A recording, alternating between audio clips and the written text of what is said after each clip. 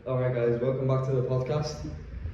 My name is Harsh Sankani and I'm here today with a guest called Liam Raglan. Yes. And today we're going to be talking about potential barriers and solutions to participation in sport.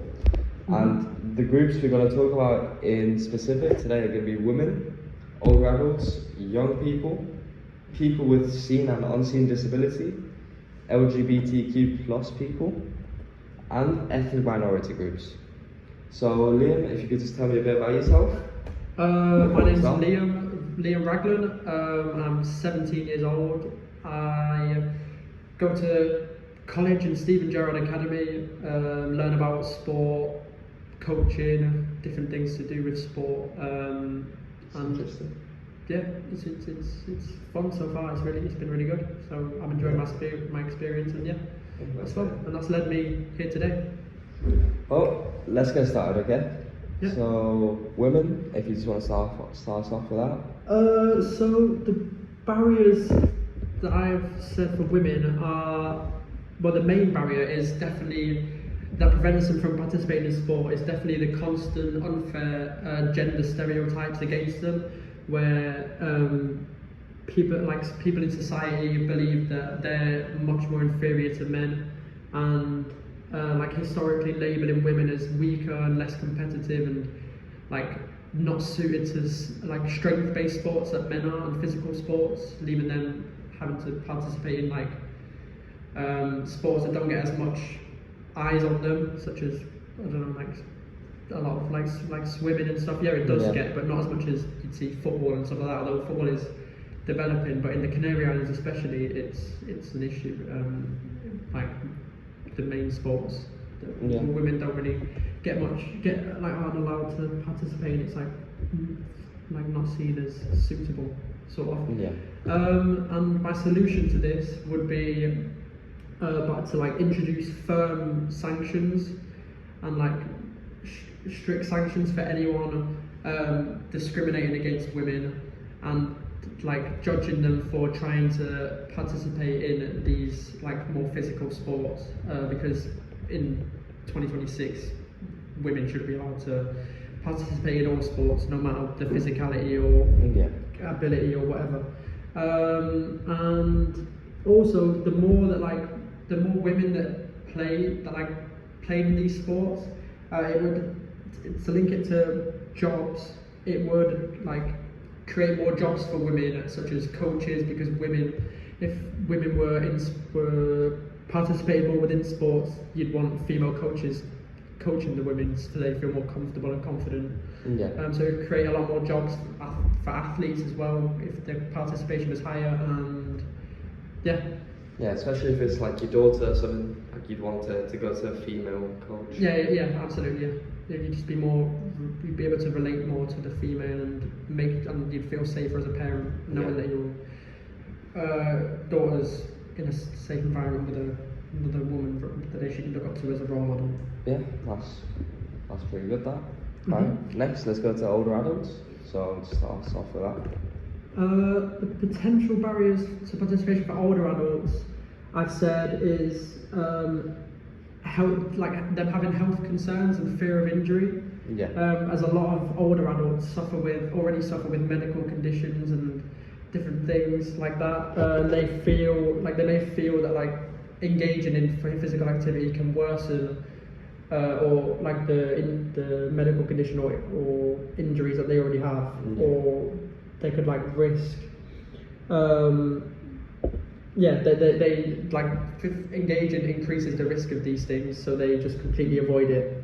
And as a solution to this, I think that older adults should, in Tenerife especially, there should be more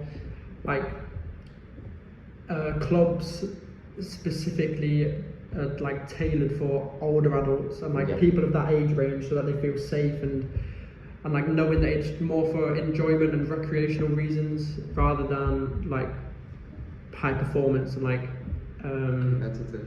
competitiveness and stuff like that they could get injured in, and so they feel more safe and encouraged to participate because of how safe it would be.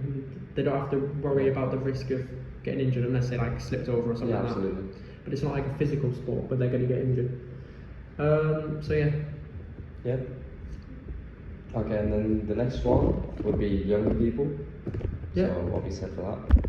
So the barriers that I think they're affecting the participation of young people would be the growing financial costs of accessing facilities and the high cost of memberships to get into gyms and fitness centres, Yeah. where a lot of younger people don't have the funds to be able to afford these high memberships and might prioritise purchasing other things like more essential things for their lives Yeah, like over education going and to the stuff. gym. Of course, the physical activity should be an essential thing in their life, but if they're suffering with financial Instability.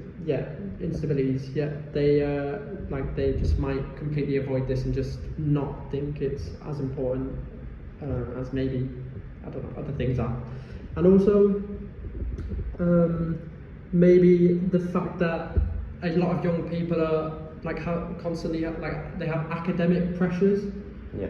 in terms of homework and constant exams, which might leave them stressed and not feeling like they have the time or energy to go to the gym or participate in sport, which is a really bad thing for young. That shouldn't be how it is. They should be able to be free to participate in these things at young ages in sport. And my solutions to this would be starting off with the fact that the costs of memberships are high. I think that the government should introduce more leisure centres and free community sports programs for people to that are really affordable and accessible for people of this target group. Yeah. And it would help less fortunate families with young children who can't afford to pay for these premium priced high memberships. It would encourage them to attend these public spaces, and they'd be able to socialise with more people, and it would be good for them in that sense. And also, in terms of the academic barrier, I would just try and adjust. I would try and make a solution to this in adjusting the timetables and schedules in schools, so that it's more suitable balance between education and homework and stuff and physical activity levels, so that they're getting a bit of both in a more proportion way, so the students can participate more. Yeah, I also had a question.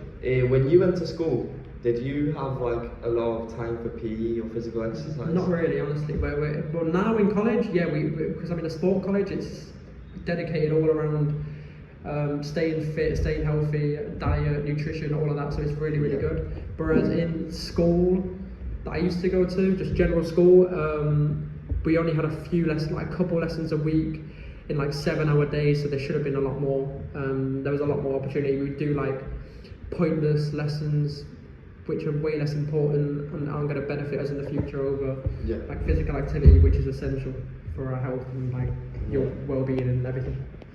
Yeah. Alright, next we're going to be speaking about people with seen and unseen disability. Yeah, so the barrier to this, in my opinion, is just the pure lack of confidence and self-esteem that disabled people have, as they feel that they are worse. They might feel, because of their disability, they might feel at a disadvantage and feel worse than general people and everyone else, and constantly doubt themselves, which prevents them from participating in sport. And this can create a feeling of fear or judgment or that they're going to be ridiculed if they do try and participate with other, let's say, I don't want to say normal people, but other people without a disability. Yeah. If they try and join, they might feel they're out of place, sort of thing, which they shouldn't. And my solution to this would be there are a couple sports clubs in Tenerife, but not many. So maybe they could create more. They should create more, and also the ones that the existing disabled clubs that there are right now, don't get much advertisement and stuff. Which, I would encourage every club to have social media pages on all platforms where they post pictures and videos showing disabled people having fun and like showing that it's like an inclusive and safe environment for disabled people to come and play, which would like encourage them to do so. Yeah. So yeah. Alright, next we're going to be talking about LGBTQ. Yeah. So for LGBTQ, the most significant barrier preventing these people within sport are the like constant homophobia and discriminatory like acts of homophobia used in the sporting culture a lot. Like it's been happening for many decades now, where like so, like sport seems to like be driven by a culture like that values like masculinity and aggressive behaviours and like strict ideas about gender, like I was saying before about women. So if you think like women's bad, people part of the LGBTQ community like can't, like is even worse, and they're frowned upon even more for participating, and like they feel like they can't speak out about like their sexuality within these like sports clubs and stuff, because they'll just get like slandered and like ridiculed, like and it like won't end well for them. So my solutions to this would be like also similar to women. I couldn't really think of much more than like implementing really strict like sanctions and rules that like have heavy consequences for any people in the stands. Like there's like a participant part of the LGBTQ community like playing for a sports club or something, and any sort of homophobia is heard from the stands, they should be like banned, and like really serious consequences should happen to them. And that would like stop this from happening most likely, and it would like encourage more people from the LGBTQ community to like play sport and feel more comfortable and safe and like willing to take part without having to fear being bullied or judged or like persecuted for their sexuality, which would like increase the participation. You should be able to love who you love. Should we judge for that? For sure, absolutely. Okay, and then finally, ethnic minority groups. So for this target group, the main barrier that prevents these people from participating is similar to what I just mentioned before about the LGBTQ and the homophobia. Is more to do with the racism and discrimination aimed at these individuals, which like stops them from playing. If you see in worldwide sport, like players like Vinicius Junior always getting like racism, racially abused from people in the crowds and stuff, and the games having to be stopped because of it. And if you see in Semenyo at the first game of the season for Bournemouth, at Liverpool, I don't know if you're into football. But he was racially abused, and thankfully I remember that. The supporter was kicked out of the stadium. But for a lot of people, like for a lot of individuals, they just don't feel welcomed into sporting environments because of this racism that's still ongoing. And my solution to this would be increasing like the number of African coaches, as well as putting rules in place, but more African coaches, so that it creates more jobs for African people to come in and play, and people of this ethnic minority groups. And it would like encourage more like coloured people to like join and participate in clubs, feeling like they have role models like to look up to with the coaches, and like knowing they're in a safe environment where they're not going to be and abused, like racially abused, because their coach is like of the same ethnicity as them, so they don't have to worry about that. And also the rules in place just like puts like more sanctions in place for like, so they feel more safe in participating as well. So that they people know would be that. less likely to do it as well. Yeah, absolutely. So that's my solutions for that. Yeah, well, to be honest, that's great. In a perfect world, I could see that happening. Yeah.